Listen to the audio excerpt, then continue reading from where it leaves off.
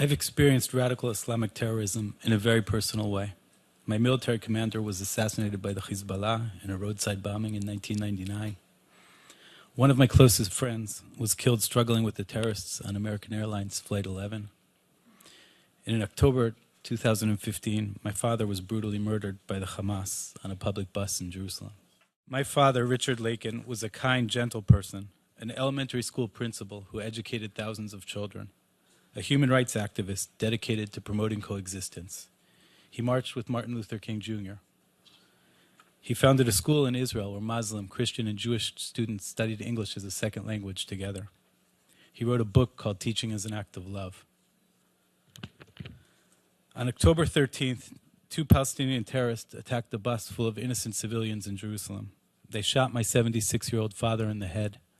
After he fell to the ground, they stabbed him in the chest and the stomach multiple times, severing all of his vital organs.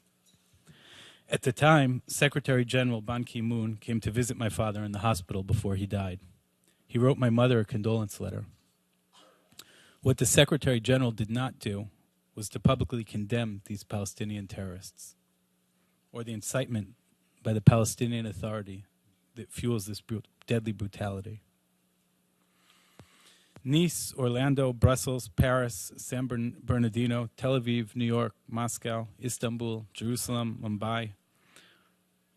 Once upon a time, this list would have been associated with a geography class or a travel agency. This list is part of a very clear and frightening pattern. Radical Islamic terror is spreading like wildfire across the globe. This terror does not differentiate between religious, nationality, ethnicity, race, or sexual preference. If you have any doubt about the drama of this pattern, just type the words "list of Islamic terror attacks" into Google and click the Wikipedia entry that comes up. The list is mind-boggling. If you plot the trajectory out on a graph or pin the geographical spread out on a map, you'll not be able to sleep at night. It's truly terrifying. ISIS, Al-Qaeda, Boko Haram, Hezbollah, Hamas, and tens of other radical Islamic terror organizations are tied together by a unified goal: jihad, a holy war to spread radical Islam and overturn the core values which our modern lives are grounded: freedom, liberty, equality, democracy, social justice. This is big stuff. It's not academic. It's life or death. This is the backdrop to our discussion about incitement today. The concept of jihad, holy war against the infidels, has been around for centuries. So why is it spreading so quickly and so effectively now? The answer: the internet, wireless connectivity, and social media. Facebook, YouTube, Twitter, and tens of other social media companies have created platforms that allow poisonous ideas to spread and evil people to communicate and unite in a massive feedback loop. Jihad by the sword evolved into what I call open source jihad, where hundreds of organizations and thousands of terrorist leaders use social media platforms to incite, to motivate, to radicalize, and to instruct Muslim youth around the world, encouraging them to join in this horrific holy war. The open platforms of social media have become accomplices in this open source jihad, allowing terrorist organizations, known terrorists, and radicalized youth to operate freely for years. Prior to the advent of the internet and social media, incitement was not such an important legal issue. But with the technology to amplify messages, incitement has become a very real problem. So what is incitement? Traditionally defined as the action of provoking unlawful behavior or urging someone to behave unlawfully. In the United States, I think that you frame the question of incitement in terms of the Brandenburg test: intent, imminence, and likelihood or predictability. Earlier this week, New York Times Jerusalem bureau chief Peter Baker wrote, "Facebook has become the battleground in a global struggle between free speech and incitement, and in few places is that more pronounced than in Israel, the West Bank, and Gaza." So I'd like to circle back and examine the issue of incitement through the case of Palestinian terrorism, my home court, but just a small part of the much larger problem of open source jihad. Unfortunately, Israel has become a recognized world leader when it comes to dealing with terrorism, so our experiences are relevant for the entire world. The Palestinians have created a culture of hatred, resulting in an ecosystem of incitement to terrorism. A poisonous feedback loop with a single goal: educating their children to kill Jews, to destroy Israel, genocide. I'm going to describe for you this ecosystem of incitement to terrorism, and I use the word ecosystem on purpose. Incitement has evolved. Incitement is no longer a specific action or statement. It's about participation in the ecosystem of hate, which is intentionally aimed at bringing about the result of terror, violent, brutal murder with an endgame of genocide. First Israel, eventually the rest of the Western world. It's about participating in and strengthening the feedback loop, which eventually brings children to murder innocent civilians. To drive this point home and for some emotional impact, I'll limit myself to examples related directly to Ba Alian, one of the two terrorists who murdered my father. All of these examples are based on source materials available on the Palestinian Media Watch website. The educational system. Over the past year, schools, universities in the West Bank and Gaza have hosted numerous lectures, reader circles, book fairs, school plays, wish boxes, all sorts of creative things, all glorifying Ba Alian, the terrorist who murdered my father, calling him a shaheed, a holy martyr, and encouraging Palestinian youth to follow in his murderous ways. These events are regularly sponsored by the Palestinian Authority Ministry of Culture and the Palestinian Authority Ministry of Education. There have been so many events in the past year that I've lost count. In one particular case, Muhammad Alian, the terrorist's father, spoke at an elementary school in East Jerusalem neighborhood of Jabal Mukaber. This was particularly difficult for me as my father had been an elementary school principal and this school was less than a mile from his house. I asked the school for an opportunity to come and meet with the children and speak about coexistence. Of course, I was turned down. That's how deep this is. Extracurricular activities. The Palestinian Scout Association, which is the local version of the Boy Scouts and part of the Umbrella World Organization, established a leadership training course named after Ba Alian.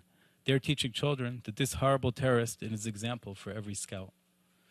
The Palestinian Scout Association Facebook page expresses hope that all 250,000 scouts in Palestine will follow in Baha's path, murdering Jews. This summer, the Palestinian Authority's Supreme Council for Sport and Youth Affairs set up a summer camp named after Ba Alian in the village of Bet Anan, northwest of Jerusalem. You can guess what they're teaching there. In the official Palestinian media, Palestinian Authority Television has hosted the terrorist's father twice on their show Good Morning Jerusalem, where not surprisingly, the host referred to his son as a shining martyr. The Palestinian official daily newspaper, El Hayat El Jadida, devoted an article to the life of the terrorist killer, praising his virtues. The headline read, Ba Alian, martyr and intellectual. The Palestinian Authority official Facebook page posted the 10 Commandments of a Martyr, written by none other than Ba Alian, all about killing Jews and destroying Israel. Praise from the official Palestinian leadership. President Mohammed Abbas has met publicly with Muhammad Alian, the terrorist's father, praising him, calling Ba Alian a martyr. Jabril Rajoub, number 3 in the Fatah party hierarchy, has spoken on Palestinian television commending Ba Alian's activities and calling others to follow suit. Mohammed Dakhlan, number 2 in the Fatah party hierarchy, is in jail. Otherwise, I'm sure he would have joined in. Funding the terrorist's family. The Palestinian Authority provides the family of Ba Alian with a monthly stipend of about $3,000, a reward, if you will. I think that this money actually comes from dollars that they receive from the United States. Social media. 2 days after the attack, the Hamas Student Union published a reenactment video explaining how to carry out a bus attack, encouraging young Palestinians to go out and do the same. The video went viral and was viewed by hundreds of thousands of people. In fact, I'm pretty sure that the way YouTube works, they shared advertising dollars with the Hamas Student Union on that video. There are Baha Alian Facebook pages and Baha Alian memorial videos on YouTube, all glorifying the horrific terrorist who murdered my father, all encouraging Palestinian youth to go out and commit similar attacks. Mind you, this is a micro-sampling of Palestinian incitement, just a few of the many examples related to specifically to the terrorist who murdered my father. There are tens of thousands of other examples, all with a very clear message to Palestinian youth. Go out and kill Israelis in an attempt to destroy Israel, and you will go to heaven. You will become a martyr, a hero. It's the right thing to do. This is a poisonous ecosystem of incitement that grows every day, every hour. The end game of the Palestinian struggle is clear, the destruction of Israel and thus of the Jewish people. In fact, they don't hesitate to say it out loud. As Prime Minister Netanyahu mentioned in his speech here at the UN in September, Jabril Rajoub has actually said that if the PA had a nuclear bomb, he would drop it on Israel. As mentioned here, he's next in line after Mohammed Abbas to manage the PA. In a recent sermon on the official Palestinian television station, the Mufti called for the destruction of Israel. And just last week, during the Fatah Central Committee elections, a music video aired 11 times on the official Palestinian television station calling for the murder of Israelis. Stab them in the chest, it says. Stab them in the chest. And yet the UN sits by quietly, morally bankrupt. Or in the words of Prime Minister Netanyahu, the UN began as a moral force and has become a moral farce. Thanks to Anne, 6 months ago I had the opportunity to stand before the United Nations Human Rights Council and issue a direct challenge to the Secretary General, the High Commissioner, and the Human Rights Council. Killing civilians on a bus is terror. I challenge them to outright condemn the murder of my father, Richard Lakin. I challenge them to condemn President Abbas for calling my father's murderer a martyr and for his relentless incitement to hatred and violence. This challenge was met with deafening silence.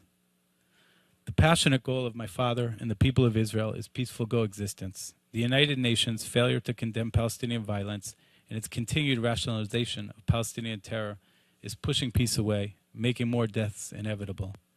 So on this, the International Day of Commemoration and Dignity of the Victims of the Crime of Genocide and the Prevention of this Crime, I would like to once again call upon the United Nations to condemn President Abbas and the Palestinian Authority for creating a culture of hatred and an ecosystem of incitement to terror, and demand that President Abbas and the Palestinian Authority stop poisoning the minds of innocent Palestinian children against peace.